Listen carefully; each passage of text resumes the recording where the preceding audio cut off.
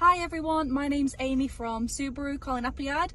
Today I'm going to be showing you how to change the clocks on your Subaru Outback.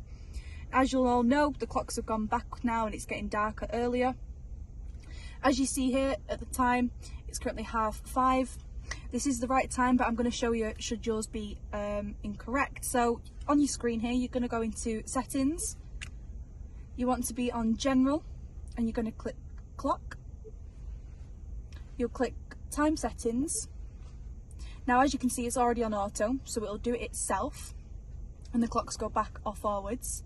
Should yours be on manual, you can just change the time here with the arrows and the minutes, so the hour and the minute there, and click OK. But again, you can just pop it on auto and it will change itself, and that's on the screen and both the cluster here in front of the steering wheel. Hope that helps. Thank you guys and drive safe. Take care.